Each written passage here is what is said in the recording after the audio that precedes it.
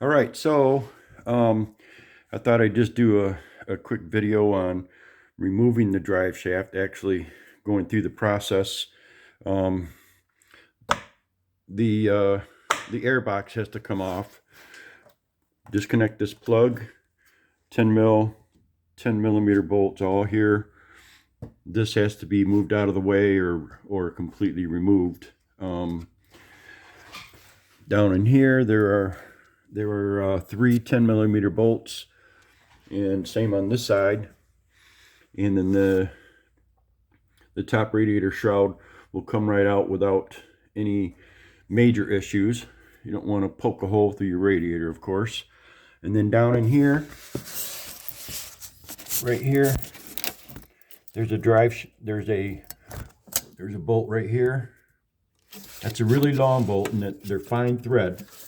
And then there's one at the top. You'll see it at the top there. That bolt right there will come out. That will come out completely out. The one on the top comes out with the bracket, and so you have to pull that one out with the bracket and leave it in place. And remember that that's the top side, and that goes in first back when you put the drive shaft in. Disconnect your wires. Just a little weather pack wire connector there. Just disconnect that. Of course, all the belts, the two AX65s have to be removed, obviously. Around here, inside, we'll get a little light here.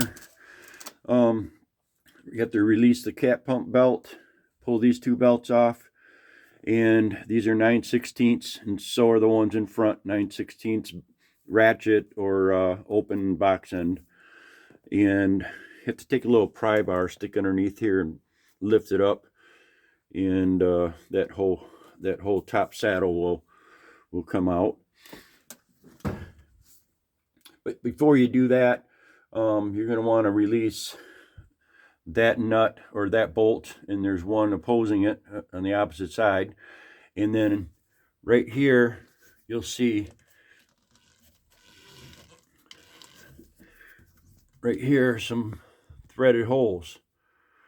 Well, that quarter 20 bolt that those two quarter 20 bolts will get threaded right in that hole, and there's one on the other side for the other bolt, and that will push this hub out from the pulley. Now, what I normally do is I take I have real small mechanics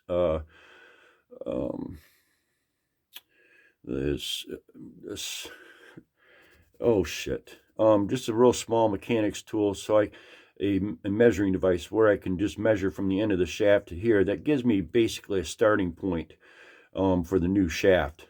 Okay, and doesn't hurt to put a little WD-40 on the bolts and everything, so it'll tap out. So once that comes off, the same rule applies with the blower pulley, and this is really close. But I also will remove this.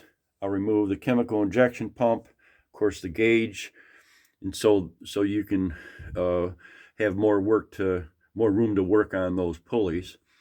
And then once these pulleys are off and you got that bracket out and the shaft is completely loose, it all comes out in one assembly with the front clutch.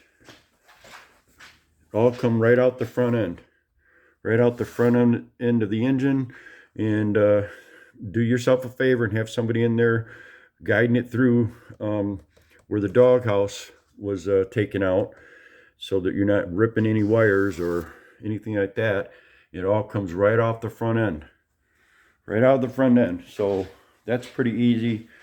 Again, once a doghouse is taken out, and removing that drive shaft is not like I say, it's not a major issue, but it can be done.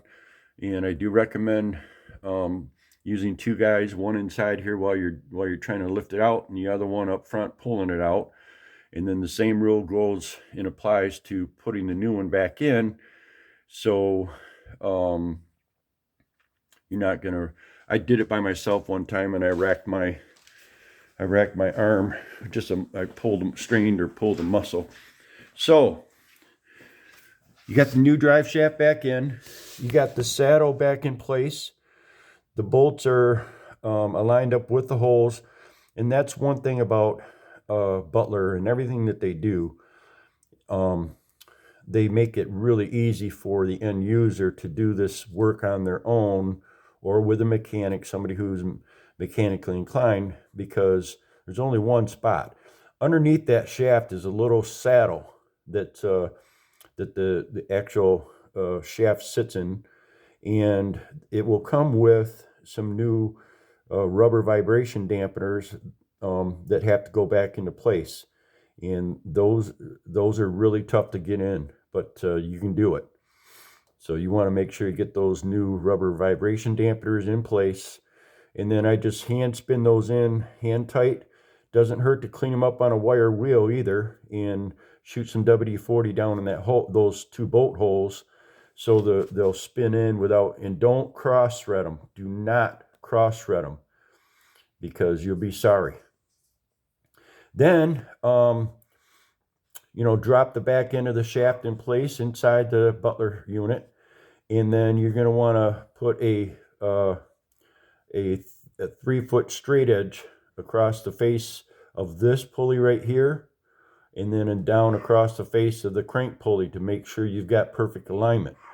And once you feel like you've got perfect alignment, go ahead and tighten up those two bolts so that the shaft doesn't want to move on you, and then go ahead and lock down the backside. There's no adjustment needed.